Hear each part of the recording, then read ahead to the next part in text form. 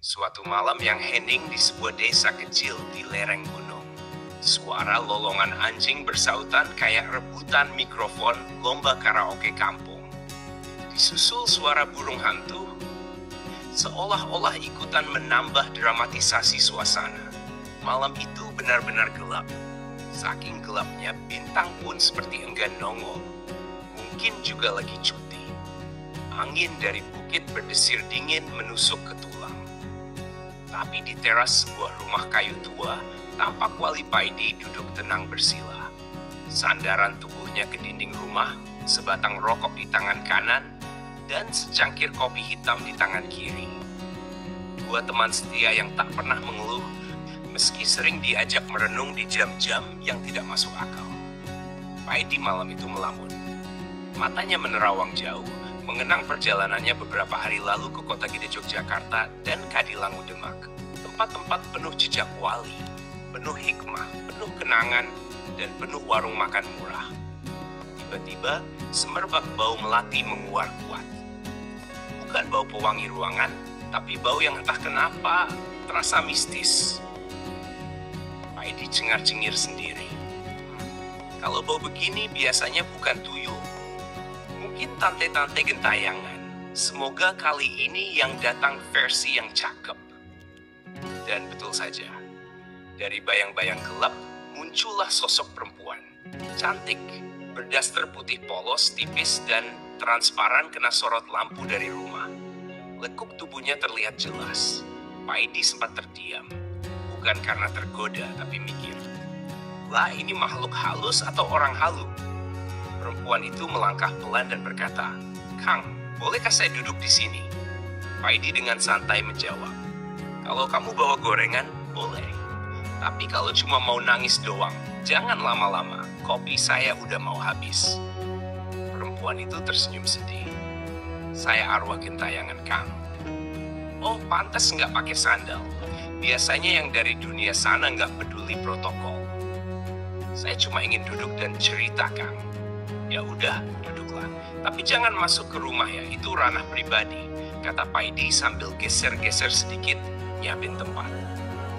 Setelah duduk, perempuan itu bercerita.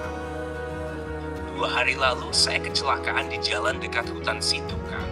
Saya naik motor sambil pegang HP, mau selfie sambil jalan. Paidi melotot. "Selfie naik motor? Meninggalmu syahidnya setengah-setengah itu, Mbak." Tiba-tiba motor nabrak batu besar. Saya jatuh. Saya bangun, tapi anehnya saya melihat tubuh saya sendiri tergeletak. Saya coba angkat motor, nggak bisa. Sentuh tubuh sendiri juga nggak bisa. Saya bingung. Saya sadar saya sudah meninggal, tapi belum rela. Air mata menetes di pipinya. Paidi menghela napas. Ditariknya rokok pelan-pelan, lalu ditiupkan ke langit malam. "Mbak, udah. Jangan nangis. Di sini nangis itu mahal. Saya juga kalau galau cuma bisa garuk-garuk kepala, bukan nangis.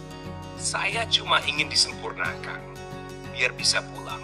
Saya takut di sini. Kadang dikejar makhluk aneh-aneh.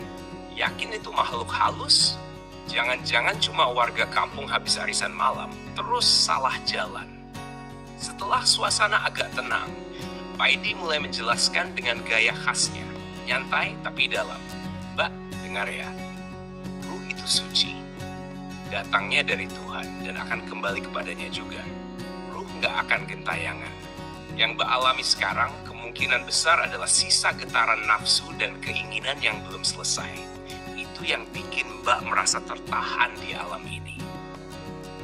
Lalu, yang gentayangan ini siapa, Kang?" "Ya, biasanya yang gentayangan itu bukan ruh aslinya, tapi bentuk dari sukma, jiwa, atau nafsu yang belum tenang.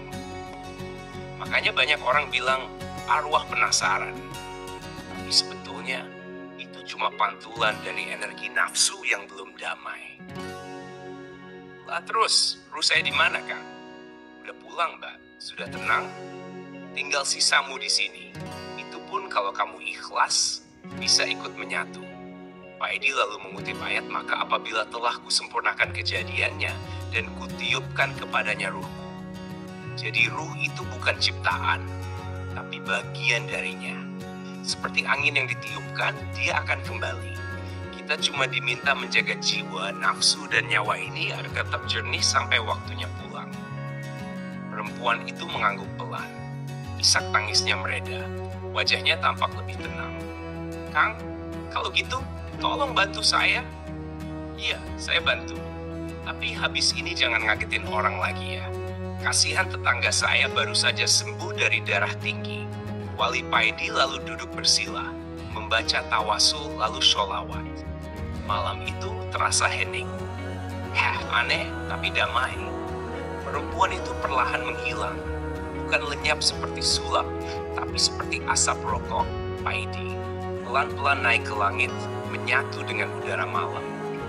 Paidi menatap kosong. Kemudian berkata lirih, "Kadang manusia terlalu sibuk di dunia sampai lupa kalau tubuh ini hanya pakaian.